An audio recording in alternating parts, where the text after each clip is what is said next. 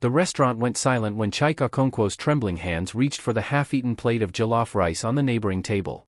72 years old, dressed in a faded agbada that once represented his dignity, he hadn't eaten in 2 days. The young waiter's voice cut through the air like a knife. "Sir, you cannot take other people's food." Every head in the upscale Lagos restaurant turned. Phones came out. Someone laughed. Chike's weathered face burned with shame as whispers rippled through the crowd. This was not who he used to be.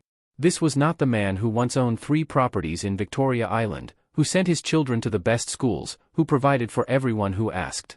What would you do if you saw an elderly person reduced to this? Hit like if this breaks your heart, and comment below where you're watching from. 2 weeks earlier, Chike had been a different man. His home in Lekki Phase 1 still stood, a 4-bedroom house with cream-colored walls and a garden his late first wife, Ngozi, had planted 20 years ago. Ngozi had died 5 years back from cancer, leaving him alone with their 3 grown children, Adana, Obi, and Kamsi.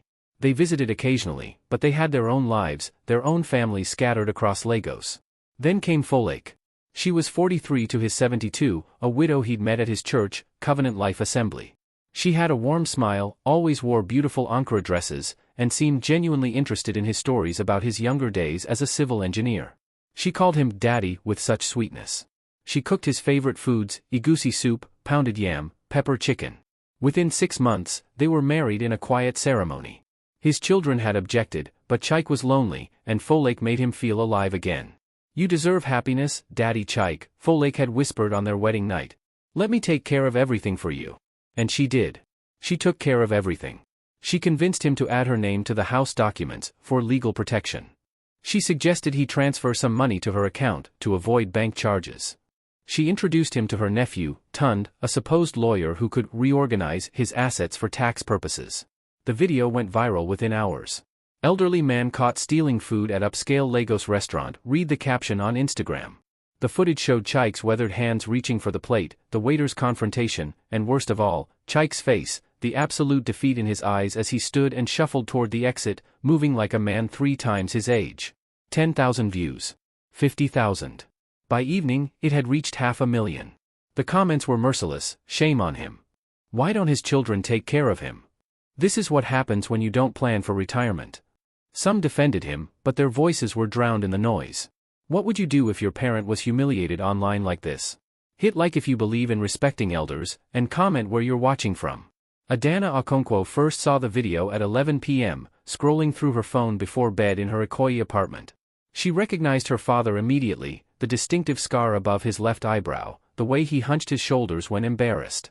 Her husband, Chidi, leaned over. "Isn't that your father?" Adana's hands went numb.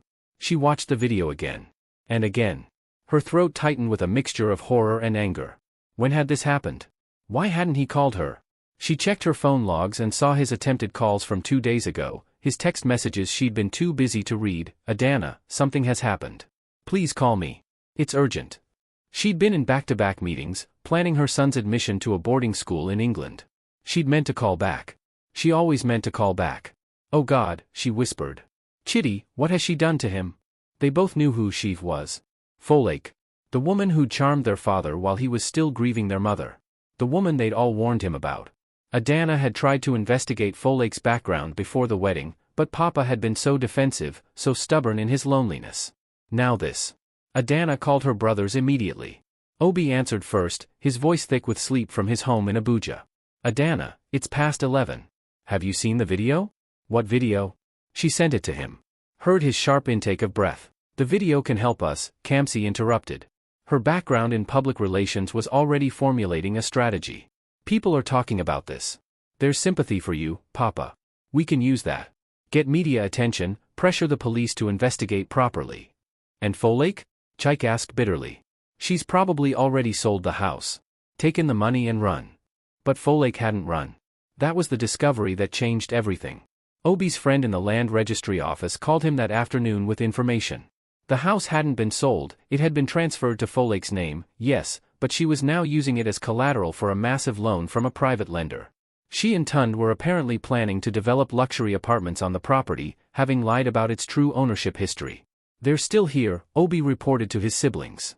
"Still in Lagos. Living in Papa's house like nothing happened." Adana's expression hardened. "Then we go to the police." Properly this time. We file for fraud, forgery, elder abuse, whatever charges we can make stick. The police won't move without evidence, The meeting took place in a private room at a hotel in Victoria Island. Chike arrived with his 3 children, still uncomfortable being seen in public after the viral video. His health had improved over the past week. Adana made sure he took his medications, ate regularly, and rested. But the psychological wounds remained raw. Have you ever had to rebuild your life from nothing?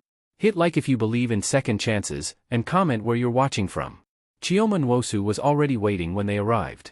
She was about 45, dressed professionally in a navy pantsuit, her natural hair styled in an elegant twist. But her eyes held the same haunted quality that Chike saw in his own mirror each morning. Beside her sat 2 other people, a middle-aged man named Jide Adelik and a younger woman, perhaps 30, named Zainab Musa. The room suddenly felt heavy with shared trauma. "Thank you for coming," Chioma began, her voice steady but tinged with emotion. "When I saw your video, Mr. Okonkwo, I knew I had to reach out. What happened to you, happened to my father. Exactly the same way." Chike leaned forward. "Tell me everything." Chioma's story unfolded like a dark mirror of his own. Her father, Chief Nwosu, had been a retired banker, widowed, lonely. Folktale had appeared at his church in Abuja 2 years ago. Within months, they were married. Within a year, Chief Nwosu's 3 properties were transferred to her name through documents he'd been tricked into signing. When Chioma tried to intervene, Folktale disappeared with everything. Chief Nwosu had a heart attack 3 months later. "The stress killed him," Chioma said, her voice breaking. "He couldn't accept what she'd done. The betrayal was too much. I tried to file charges," she continued. "But the police said there was no evidence of fraud. Papa had signed everything voluntarily. His lawyer said a court case could take 5 to 10 years. I didn't have that kind of time or money." She wiped her eyes. "So I started investigating on my own. That's how I found Jide and Zainab." Jide spoke next. His mother had been Folklake's victim in Port Harcourt 3 years earlier. She didn't use the name Folklake then, she called herself Blessing. But it was the same face, same pattern. Mama was a widow with rental properties. This Blessing convinced her they should combine resources, start a business together. Within 6 months, all of Mama's properties were signed over.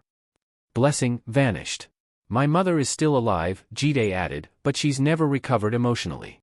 She lives with me now, barely speaks. The shame destroyed her." Zainab's story involved her uncle in Kano.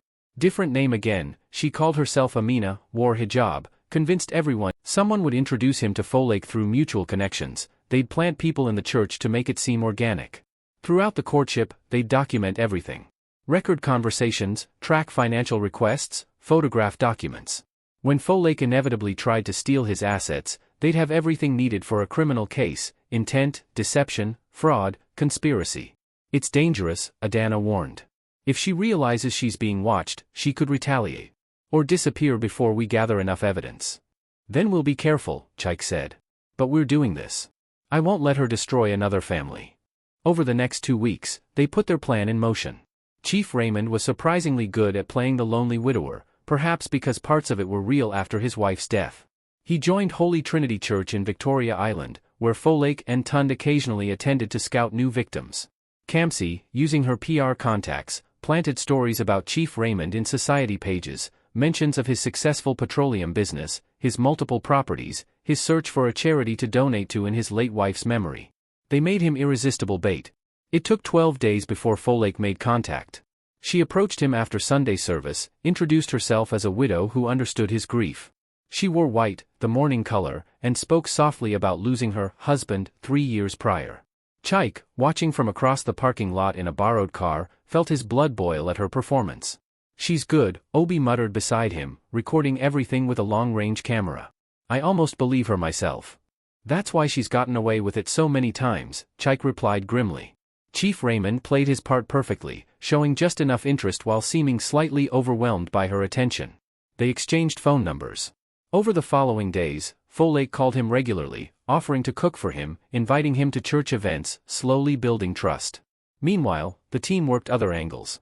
Chioma's private investigator tracked Folklake and Tund's movements, discovering they were in fact already scouting another potential victim, a retired general in Abuja. The operation was larger than they'd thought. Zainab managed to get access to some of Tund's financial records through a banking connection. The amounts were staggering, over 200 million naira had moved through their accounts in the past 3 years. Properties, cars, international transfers. They were living like royalty on stolen money. This is enough for the police to.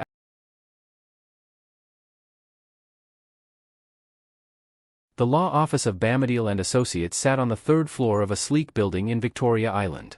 The receptionist smiled warmly at Chief Raymond as he entered at exactly 2 p.m., just as Tund had requested. Folktale stood beside him, her hand possessively on his arm. What would you do if you finally confronted someone who betrayed you? Hit like if you believe in karma, and comment where you're watching from. What they didn't know was that the office wasn't real. Jide's cousin was an actual lawyer who'd agreed to let them use Retrial. Continue. His conference room for the operation. The receptionist was Kamsi in a wig and professional attire. The legal assistants moving through the office were actually Chioma and Zainab, setting up the final recording equipment. In a storage room converted to a monitoring station, Chike sat with Obi and Adana, watching multiple camera feeds on laptop screens. His heart pounded so hard he could hear it in his ears. Audio check, Obi whispered into his headset. Chief Raymond touched his tie clip, a hidden microphone, twice in response. Video confirmed on all 3 angles, Adana reported quietly. Recording to cloud storage in real time. Even if they somehow destroy the devices, we'll have everything. Tund arrived 5 minutes late, carrying a leather briefcase and wearing an expensive suit. He greeted Chief Raymond with the easy confidence of a man who'd done this many times before. Chief Raymond. So good to finally meet you properly. Folktale has told me so much about you. They settled into the conference room. Folktale sat close to Chief Raymond, playing the supportive partner. Tund opened his briefcase and pulled out documents that looked impressively official, letterheads, corporate seals, legal terminology. This is a once-in-a-lifetime opportunity, Tund began his pitch. We're developing a luxury residential complex in Lekki Phase 2. Prime location, backing from international investors. We're only bringing in a select few local partners who can contribute both capital and credibility. He slid a glossy brochure across the table. Your investment of 50 million naira would give you a 30% stake. Based on our projections, you'll triple that within 18 months. Chief Raymond studied the documents carefully. This looks impressive. But I'll need my lawyers to review everything before committing that kind of money. Of course, Tund said smoothly. But I should mention, we need to close this funding round by end of week. After that, the opportunity closes. Several other investors are interested. The classic pressure tactic. Create urgency, prevent due diligence. I understand, Chief Raymond said. But 50 million is substantial. I can't just. Folktale placed her hand over his. Raymond, I wouldn't have brought you this opportunity if I didn't believe in it completely. Tund is family. I trust him with my life. She paused, her eyes welling with tears. Tund's eyes lit up as he reviewed the documents. Excellent. 3 properties in Lagos, 2 in Benin, all unencumbered. This is perfect, Chief Raymond. With this portfolio backing you, I can get you up to a 40% stake instead of 30%. Really? Chief Raymond looked pleased. Absolutely. Let me just make copies for our files. There's a copy center right downstairs. I'll be back in 10 minutes. Tund stood, gathering the documents. This was the critical moment. Wait, Chief Raymond said.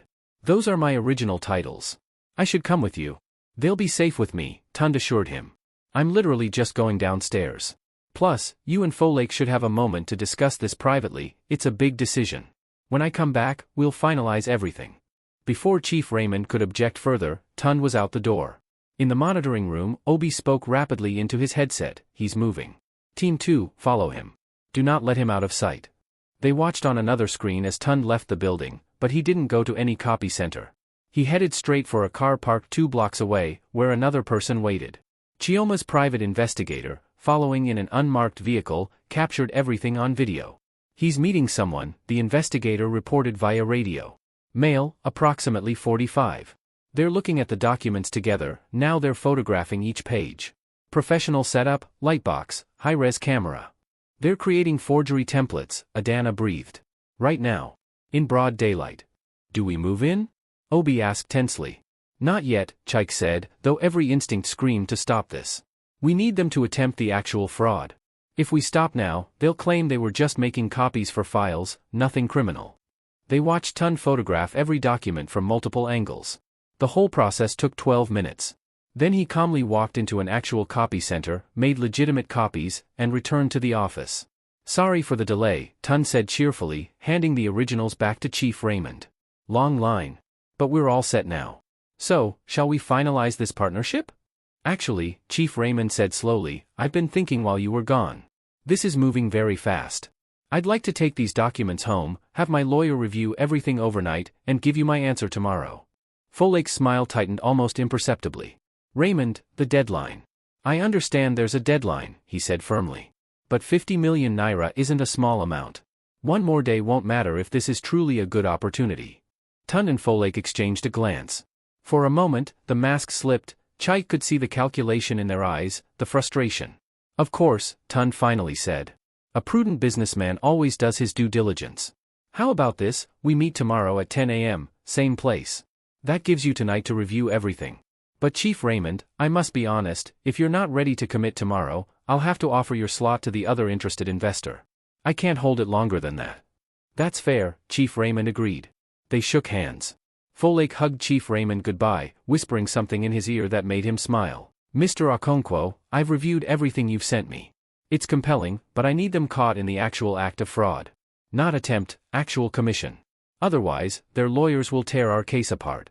They'll commit fraud tomorrow, Chike promised. Just be ready to move when I call. I'll have a team standing by. But Mr. Okonkwo? Be careful. These people are dangerous. They've gotten away with this for years. They won't go down without a fight. After the call, Chike sat in the darkness, his mind racing through everything that could go wrong. But underneath the anxiety was something else, a grim satisfaction. Tomorrow, one way or another, this ended. At 3 a.m., his phone rang. It was the private investigator, his voice urgent. They're on the move. Folklake and Tun just left their hotel, left your house, in a hurry. Suitcases. They're heading toward the airport. Chike's blood ran cold. They're running. Looks like it. Whatever they plan to do tomorrow, they're doing it now and getting out. What are they doing now? Chike demanded, already waking the others. They just stopped at, wait. They're at an internet cafe that's open 24 hours. Tun went inside with a laptop.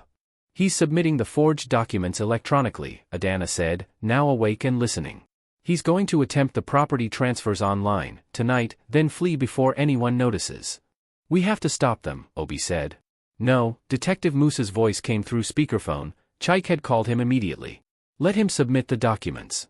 The moment they're filed in the system, it's attempted fraud. That's what we need. I have officers moving to the airport now. They won't get out of the country. They watched through the investigator's live video feed as Tun worked inside the internet cafe. 45 minutes passed. Then he emerged, looking satisfied, and got back in the car with Folklake. They're heading to the airport, the investigator confirmed. Murtala Muhammad International. All units move in, Detective Musa ordered. I want them detained before they reach security. The next hour happened in a blur. Police surrounded Tun and Folklake at the airport check-in counter. Both tried to run, Tun toward the exits, Folklake toward the bathrooms. They were tackled by officers, handcuffed, their luggage seized. Inside their bags, police found multiple passports under different names, USB drives with templates for forged documents, and a notebook containing names and details of 15 potential targets, including Chief Raymond and 3 others they were already researching. At the land registry, officials confirmed that Tun had indeed submitted fraudulent transfer documents for all 5 of Chief Raymond's properties at 3:47 a.m. The documents were flagged immediately due to the security watermarks and frozen pending investigation. It was over. But for Chike, standing in the police station at dawn watching Folklake being processed, it didn't feel like victory yet. She saw him through the glass window of the interrogation room, and their eyes met. For the first time since this nightmare began, Chike saw fear in her face. Don't forget to like and subscribe. The confrontation you've been waiting for happens next. Should Chike forgive her or let the law handle everything? Comment your thoughts and share this with someone who needs to see justice served. The interrogation room smelled of stale coffee and desperation. Chike sat across from Folklake, or Ifeoma, as he now knew her real name, separated by a metal table and everything she destroyed. Detective Musa stood in the corner, arms crossed, while a video camera recorded every word. Would you confront someone who destroyed your life? Hit like if you believe in facing your enemies, and comment where you're watching from. Folklake looked different without her mask of sweetness. Her expensive wig was slightly askew, makeup smeared from crying during her arrest. The designer clothes she'd bought with stolen money looked almost costume-like now. She'd aged 10 years in 10 hours. Why? Chike asked, his voice steady despite the rage burning in his chest. Why me specifically? Out of everyone in Lagos, why did you choose me? She looked away. I'm not saying anything without a lawyer. You'll get your lawyer, Detective Musa said. But Mr. Okonkwo has a right to hear why his life was destroyed. Folake laughed bitterly. His life? You want to talk about destroyed lives? Do you know what it's like to grow up in poverty watching rich old men throw money away on nothing? Watching them waste fortunes while people starve? So this was about justice? Chike's voice rose. You stole from me, from Chief Nwosu, from Jide's mother, that was justice? It was survival. Folake snapped. You think I wanted this? My father taught us, me and Tund. He said the system is rigged for people like you. Rich, comfortable, born into advantages. People like us have to take what we can. I wasn't born rich, Chike said quietly. I worked construction sites for 15 years before I could afford engineering school. I studied at night. My wife Ngozi, she sold akra in the market to help pay tuition. Everything I had, we built together through decades of sacrifice. And you took it in months. Something flickered in Folake's eyes, maybe shame, maybe just calculation. You were lonely, she said flatly. That made you easy. Lonely people make stupid decisions. They trust too fast, believe too easily. She leaned forward. You want to know why I chose you? Because you were desperate for companionship. Because you looked at me like I was the answer to all your grief. Because men like you always think a younger woman could actually love them. The cruelty of her words landed like physical blows. Chike felt his hands trembling. Did any of it mean anything? He asked. The conversations, the meals you cooked, the times you held my hand in church, was any of it real? No. She said it without hesitation. It was a job. Like being an actress. I played the role you needed me to play. That's all. Detective Musa cleared his throat.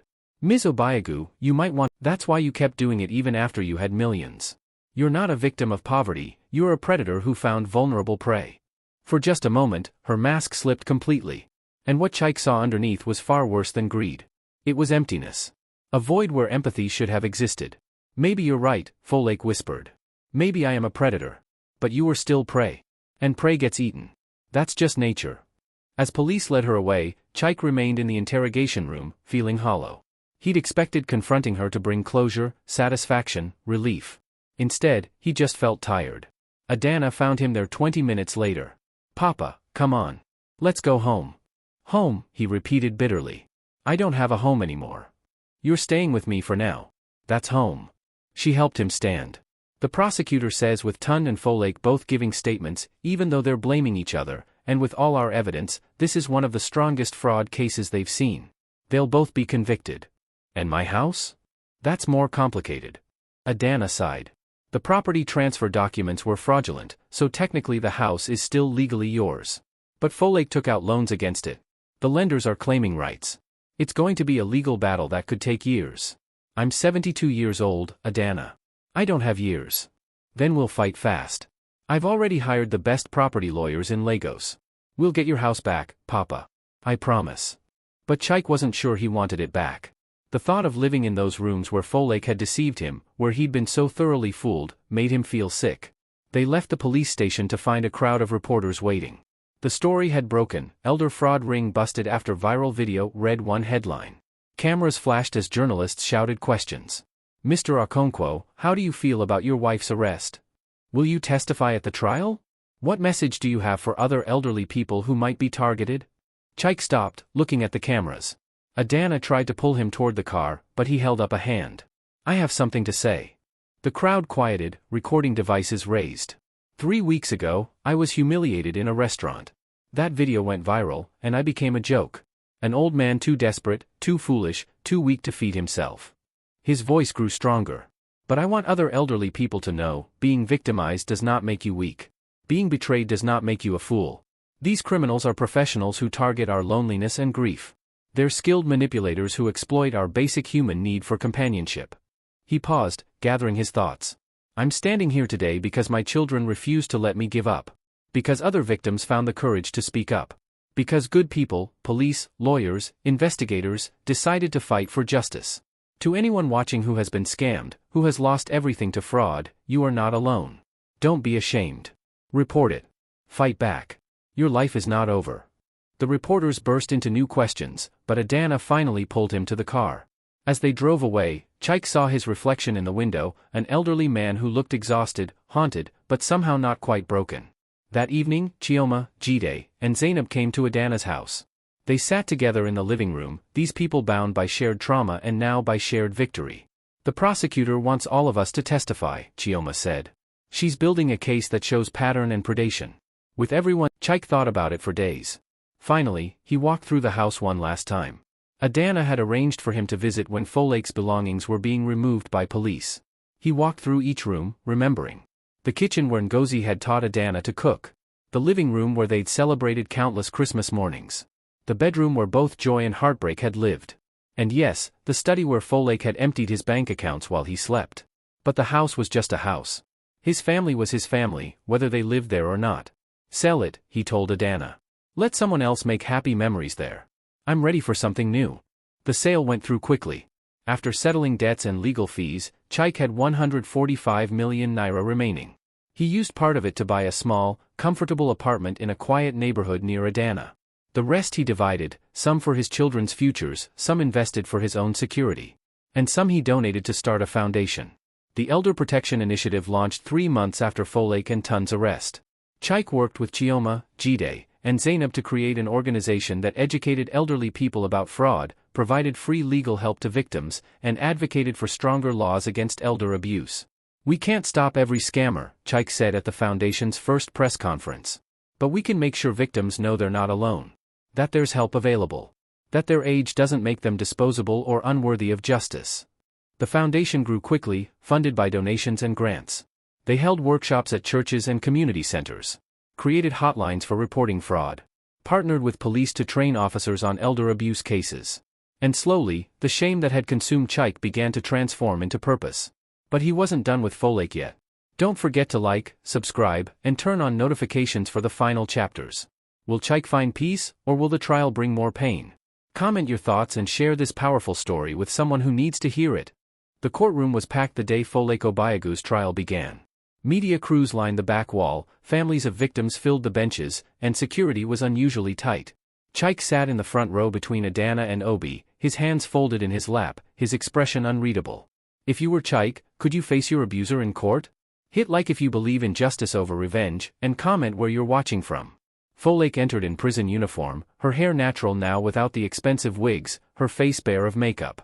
She looked older, harder. When her eyes met Chike's, neither looked away. It was a test of wills, predator and prey meeting again, but this time the power dynamic had shifted. The prosecutor, Barrister Amina Lawson, was a formidable woman in her 50s with a reputation for winning difficult cases. She stood to make her opening statement. Your Honor, this case is about systematic predation on our most vulnerable citizens. The defendants, Folklore Obiagu and her brother Tun Obiagu, ran a criminal enterprise for 8 years that specifically targeted elderly widows and widowers.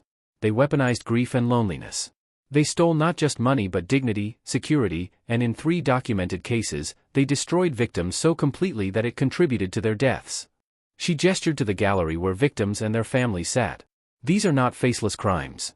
These are parents, grandparents, people who built their communities and raised their children through decades of honest work. The defendants saw that work, that vulnerability, and they exploited it with cold calculation. The evidence will show a pattern of fraud so comprehensive, so cruel, that it demands the maximum penalty under law. Fall. Retrio. Continue. 2/2. Ake's lawyer, a slick defense attorney named Barrister Kunal Adeyemi, stood for his turn. He was expensive, probably paid for with stolen money, Chike thought bitterly. Your Honor, my client admits to errors in judgment. She admits to questionable financial arrangements. But the prosecution wants you to believe this was some elaborate criminal conspiracy, when in reality these were consensual adult relationships where business deals went wrong.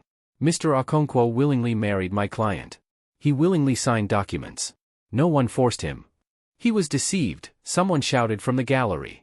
The judge banged her gavel. Order. Another outburst and I'll clear this courtroom. Barrister Adeyemi continued smoothly. The prosecution will show you documents with Mr. Okonkwo's signature.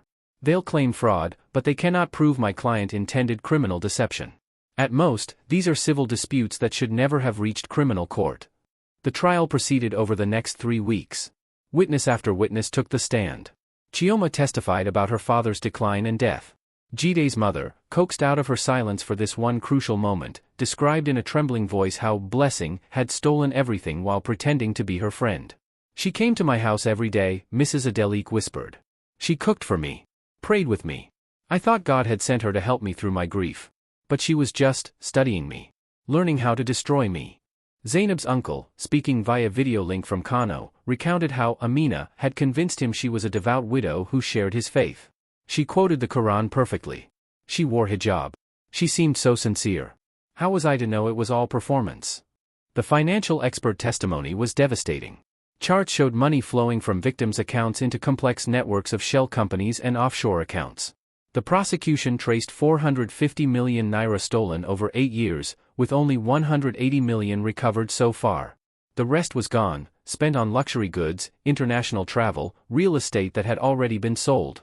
These defendants lived like millionaires on stolen money, Barrister Lawson stated, showing photos of Folake and Tund at expensive restaurants, beach resorts, designer boutiques. While their victims went hungry, lost their homes, and suffered breakdowns, the Obiagas celebrated each successful theft. Then came Tund's testimony. He'd cut a deal with the prosecution, reduced sentence in exchange for full cooperation. He looked broken on the stand, nothing like the confident con man who'd pitched fake investments. It was all Folake's idea, he said, not looking at his sister. She planned everything. I just followed her lead. She's always been the smart one, the planner. I was just her assistant. Liar. Folake shouted from the defense table. You're the one who. Her lawyer quieted her, but the damage was done. The siblings had turned on each other completely, each trying to minimize their own role while maximizing the other's guilt. Grace testified next, her voice steady despite visible fear. We were raised to see wealth. How did that video make you feel? Chike finally looked at Folake. It made me feel worthless. Like I'd been reduced to nothing. Like I'd lost not just my assets but my humanity. That was her goal, to take everything I was and leave me with nothing. And she almost succeeded. Barrister Adeyemi cross-examined aggressively. Mr. Okonkwo, isn't it true you were desperate to remarry? That you rushed into marriage without proper courtship? I was lonely, yes. Desperate? Perhaps. But that doesn't excuse fraud. You willingly signed documents transferring your property. You admit that? I signed documents I was told were estate planning papers, yes. Did anyone force you to sign? They deceived me about what I was signing. That's fraud, barrister. Or perhaps you simply didn't read carefully. You're 72 years old. Perhaps your comprehension. My comprehension is fine. Chike's voice rose. I'm elderly, not incompetent. That's exactly the prejudice these criminals exploit, the assumption that age equals vulnerability equals stupidity. I was deceived by professionals who've done this to dozens of people. That doesn't make me stupid. It makes them criminals. The courtroom erupted in applause. The judge had to bang her gavel repeatedly for order. After Chike's testimony, the prosecution rested. The defense called character witnesses for Folake, people from her community who claimed she was generous, kind, religious. But under cross-examination, most admitted they'd only known her a few months and had no knowledge of her activities. Folake herself chose not to testify. On advice of counsel, her lawyer stated. In his closing argument, Barrister Adeyemi tried to frame Folake as a product of poverty and systemic inequality. She made mistakes, yes. But she's also a victim of a society that creates such desperate circumstances that people feel they have no choice but to. She had choices, someone shouted. It was Chioma. My father had no choice when stress from her theft killed him. She chose to be a predator. The judge threatened to clear the court again, but the sentiment hung in the air. Folake wasn't a victim. She was a calculating criminal who destroyed lives for profit and pleasure. Barrister Lawson's closing was powerful. Your Honor, the evidence is overwhelming.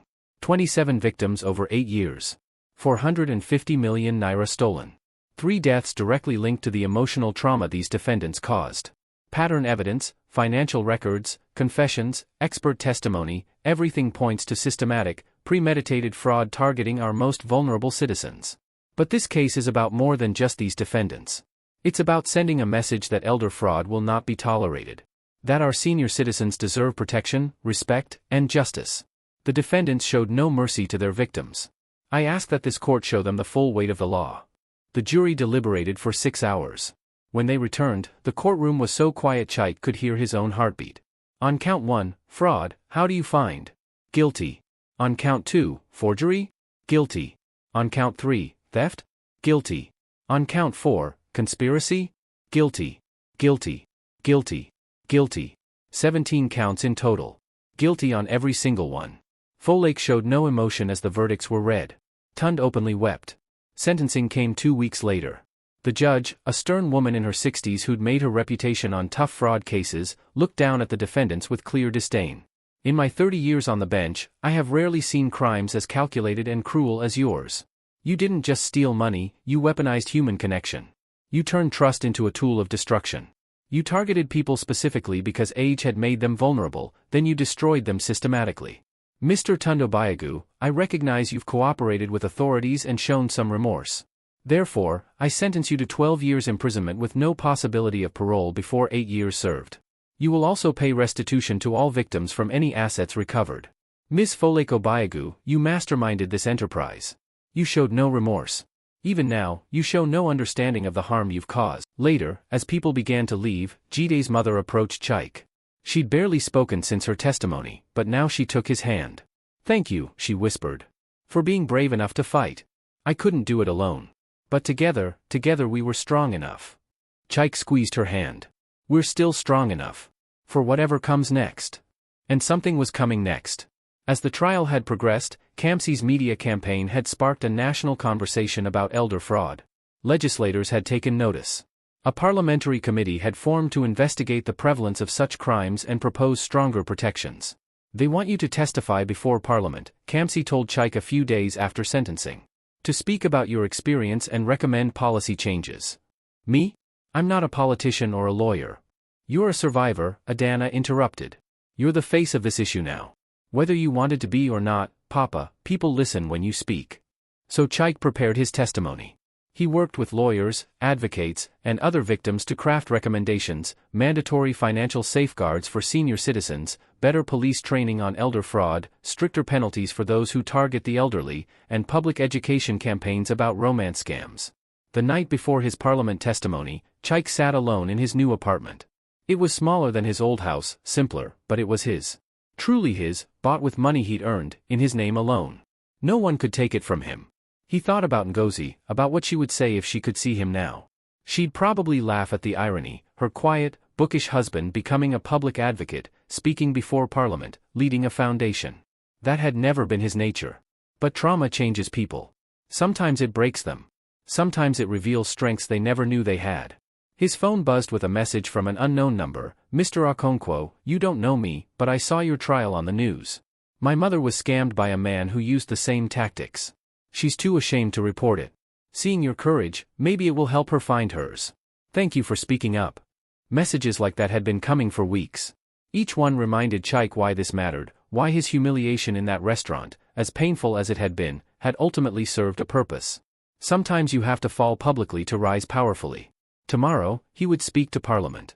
He would tell them about the restaurant, about the viral video, about reaching for scraps because he'd been reduced to nothing. He would make them understand that every elderly person was someone's parent, someone's grandparent, someone who'd contributed to society and deserved protection in their vulnerable years. And maybe, just maybe, his pain would prevent someone else's. Don't forget to like, subscribe, and turn on notifications for the final chapter. Chike's journey isn't over yet, the most powerful moment is still to come. Comment what you think happens next, and share this story with someone who believes in resilience. The parliamentary chamber was intimidating, high ceilings, formal portraits, rows of legislators in traditional and Western formal wear. Chike sat at the witness table, a microphone in front of him, dozens of faces staring down from their elevated seats. The gallery was packed with media, advocates, and citizens who'd followed his story. Would you have the courage to tell your story to the entire nation? Hit like if you believe in speaking your truth, and comment where you're watching from. The committee chairperson, Senator Yewande Ogunleye, a dignified woman in her 50s wearing an elegant gele, welcomed him warmly. Mr. Okonkwo, thank you for coming today. We followed your case closely, and we believe your experience can help us craft better protections for Nigeria's senior citizens. Please, tell us your story in your own words. Chike had prepared notes, but now, looking at all those expectant faces, he set them aside. Honorable senators, distinguished members, I'm going to tell you something I'm still ashamed of. 3 months ago, I was caught on video reaching for leftover food in a restaurant. That video went viral. Millions of people saw an elderly man so desperate, so reduced, that he was trying to take someone else's scraps. Some laughed. Some pitied me. Most just scrolled past, another sad story in a world full of them. But I want you to understand how I got to that moment. Because it didn't start there. It started with grief. He told them about Ngozi's death, about the loneliness that followed, about meeting Folake and believing God had answered his prayers. He explained how the fraud had unfolded, slowly, carefully, each step designed to seem reasonable until suddenly everything was gone. "I'm a retired civil engineer," he continued. "I helped build infrastructure in this country for 40 years. I paid my taxes, raised my children, contributed to my community. I thought I'd earn some security in my old age. But within months of marrying the wrong person, I lost everything. Not because I was stupid or careless, but because I was targeted by professionals who saw my grief and my age as opportunities." Senator Ogunlai leaned forward. "What do you think made you vulnerable to this specific type of fraud?" "Isolation," Chike answered immediately. "When Ngozi died, my social circle collapsed. Our friends had been couple friends, they didn't know how to relate to me alone. My children were busy with their own lives. I attended church, but I felt invisible. Widowhood for elderly people, especially men, often means social death before physical death. We become forgotten. And the fraudster exploited that? Expertly. Folake, or Ifeoma, her real name, she studied me like I was a textbook. She learned what I needed: companionship, someone to cook the foods my wife used to make, someone to attend church with, someone to fill the silence in my home. Then she became that person. It was performance, but it was perfect performance." Another senator spoke up. "Mr. Okonkwo, with respect, shouldn't adults be responsible for their own financial decisions? At what point does personal responsibility come into play?" Chike had expected this question. "Senator, if a young person falls for a romance scam, we call them naive. If an elderly person falls for the same scam, we call them incompetent and question whether they should control their own finances. That double standard is exactly what these criminals exploit. They know elderly people face prejudice, that we're often dismissed and infantilized. They know if we report fraud, police will ask, 'Why did you sign those papers?' instead of, 'Why did they deceive you?'" He paused, gathering his thoughts. "Personal responsibility matters. But so does systemic protection. We require contracts to be in plain language. We have cooling-off periods for major purchases. We regulate financial advisors. Why don't we have similar protections specifically for elderly people engaging in major financial transactions, especially after significant life events like spousal death?" The questions continued for over an hour. Legislators asked about the police response, the legal process, the challenges of prosecution. Chike answered each honestly, including criticisms of how slowly the system had moved initially. "If my daughter hadn't been a lawyer with resources and connections, I don't think I would have gotten justice," he admitted. Most elderly fraud victims don't have that advantage. They report crimes to police who dismiss them. They consult lawyers who say civil court will take years they don't have. So they suffer in silence, ashamed, alone. "What specific policy changes would you recommend?" Senator Ogunlai asked. Chike pulled out his prepared list, now supplemented with input from dozens of victims and advocates. First, mandatory financial counseling before any elderly person can transfer property or major assets, especially within the first 2 years after spousal death. Not to prevent transfers, but to ensure they understand what they're signing. Second, specialized elder fraud units in police departments, with officers trained to recognize and investigate these crimes seriously. Third, stricter penalties for fraud targeting elderly victims. As we saw in my case, the law allows for enhanced sentences, but that's rarely applied. Fourth, public education campaigns about romance scams and elder fraud, specifically in churches and communities. Outside, reporters surrounded him again, but Chike felt different than he had after the trial. This wasn't just about his personal justice anymore. This was about systemic change. That evening, his phone wouldn't stop ringing. Organizations wanted him to speak at conferences. Universities wanted to study elder fraud patterns. International media wanted interviews about African approaches to senior protection. His foundation received a massive grant from a philanthropist who'd watched the parliamentary testimony.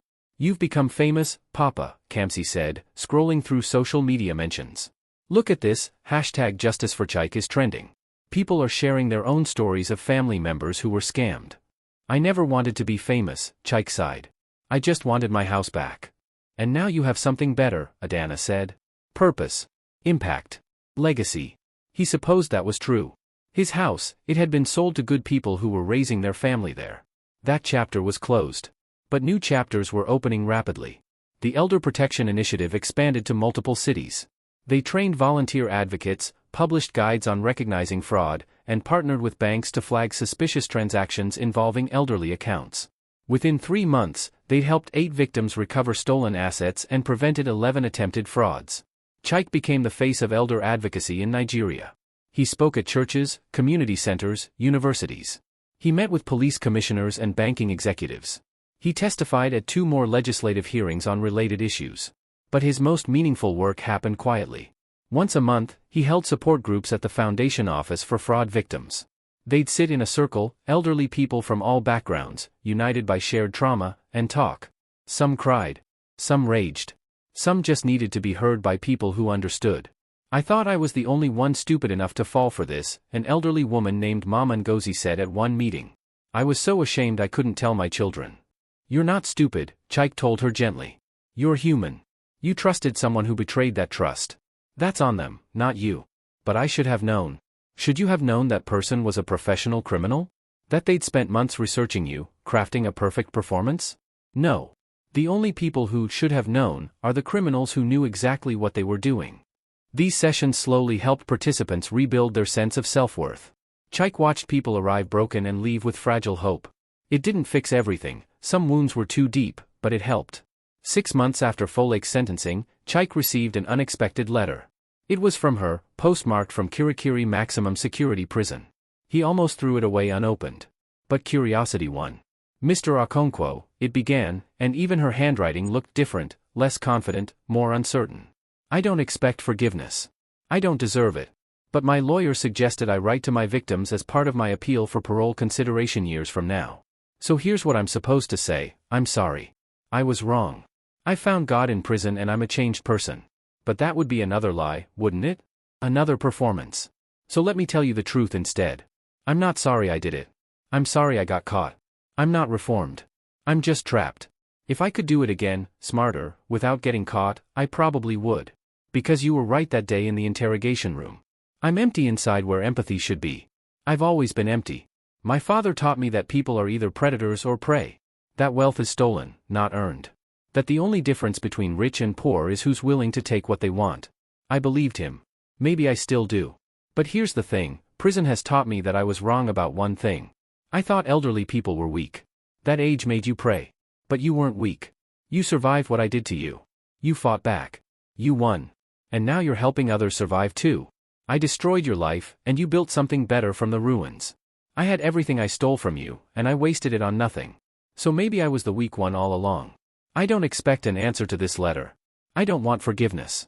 I just wanted you to know that I'll spend the next 18 years thinking about what you said in court, that I weaponized human connection. You were right. And if there's a hell, that's probably why I'm going there. But if there's any justice, you'll live long enough to see your foundation help thousands of people. You'll die surrounded by family who love you, having made a real difference. And I'll die alone in a cell, having made nothing but misery. That's the real punishment. Not the prison bars, but knowing that you took my worst moment and made it meaningful, while I took your worst moment and made it viral entertainment. You won in every way that matters. Ifeoma Obiagu. Chike read the letter 3 times. It wasn't an apology. It was barely an acknowledgement of harm. But it was honest in a way Folklore had never been before. He folded the letter carefully and filed it away. He would never respond. She didn't deserve his words, his energy, his forgiveness. But he kept the letter as a reminder, not of her, but of how far he'd come. A year after the trial, the Nigerian Senate passed the Elder Protection Act. It incorporated most of Chike's recommendations: mandatory counseling for major asset transfers, specialized police units, enhanced penalties for elder fraud, and funding for victim services. At the signing ceremony, the president invited Chike to stand beside him as he signed the bill into law. Mr. Okonkwo's courage in turning his personal tragedy into public advocacy has given us this legislation, the president said. He reminds us that our elders deserve protection, respect, and justice. This law honors not just him, but every senior citizen in Nigeria. Cameras flashed as Chike shook the president's hand. Later, that photo would hang in the foundation's office, a symbol that one person's voice could change. Mr. Babatunde called back, his voice thick with emotion.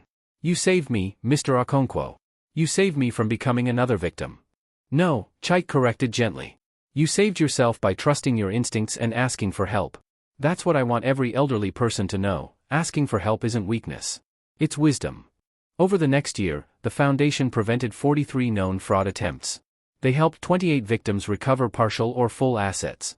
They trained over 200 police officers in elder fraud investigation. They published educational materials distributed through 3,000 churches and community centers. And the ripple effects spread beyond Nigeria. Other African nations began adopting similar legislation. International organizations cited Chike's case as a model for elder protection. Academic papers studied the phenomenon he'd helped expose. But for Chike, the measure of success wasn't in legislation or statistics. It was in individual lives changed. Like Mrs. Adelik, who slowly recovered her ability to speak about her trauma and began volunteering at the foundation, helping other victims process their grief. Like Chioma, who turned her pain over her father's death into fierce advocacy, eventually running for local office on a platform of victims' rights. Like Grace, who entered witness protection but later emerged publicly to advocate for children raised in criminal families, trying to break cycles of fraud and abuse.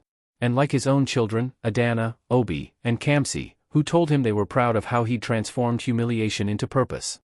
2 years after that viral video, Chike stood at the same restaurant where it had all happened. The manager, embarrassed by the role his establishment had played, had invited Chike for a commemorative dinner. "We've implemented a policy," the manager explained. "If we see someone who appears to need food, we quietly offer them a meal, no questions asked. We've fed over 200 people in the past 2 years because of what happened here." Chike looked around the dining room. He remembered the shame he'd felt that day, the judgment in people's eyes, the phones recording his lowest moment. But that moment had led to this: laws changed, victims helped, systems challenged. His humiliation had been made meaningful. "Thank you," he told the manager. "For learning from what happened. For turning a moment of cruelty into ongoing kindness." After dinner, Adana drove him home to his apartment. She'd been quiet throughout the meal. "What are you thinking about?" Chike asked. "About Mama," she said softly. "About how she'd react to all this. You becoming an advocate, speaking before Parliament, changing laws. She'd be so proud, Papa." "Would she? I dishonored her memory by rushing into another marriage so quickly." "No." Adana pulled over, turning to look at him directly. "You honored her memory by surviving. By fighting back. By refusing to let what happened define you. Mama always said you were stronger than you knew." I think she'd say she was right. Chike felt tears prick his eyes. "I miss her every day." "I know. But Papa, you've done something beautiful with your grief. You've helped hundreds of people avoid the pain you went through. That's not dishonoring Mama, that's living the values she taught us. Helping others. Fighting injustice. Standing up when it's hard." Later that night, alone in his apartment, Chike looked at the photos on his wall. Ngozi smiling in the garden. His children at various ages. His grandchildren he now saw regularly. New photos of foundation events, of victims he'd helped, of the president signing the Elder Protection Act. His life looked nothing like he'd imagined it would at 74. He'd lost his house, his savings, his sense of security. He'd been publicly humiliated and privately devastated. He'd faced his abuser in court and his trauma in Parliament. But he'd also discovered reservoirs of strength he didn't know he possessed. He'd turned his pain into protection for others. He'd built something that would outlive him, a foundation, a law, a movement. His phone buzzed with a message from an unknown number. "Mr. Okonkwo, my grandfather saw you on TV and called our family meeting. He admitted a woman has been